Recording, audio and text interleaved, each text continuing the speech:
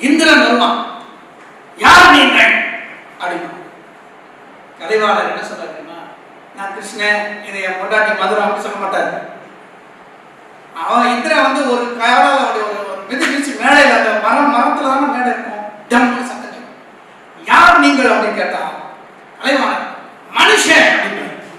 நல்லா யோசிச்சு பாருங்க, மனிதன் நான் மனுஷன் சொல்றேன் எவ்வளவு பெருமை. மனுஷன். இந்திரன் கேட்பான் எந்த ஊர்?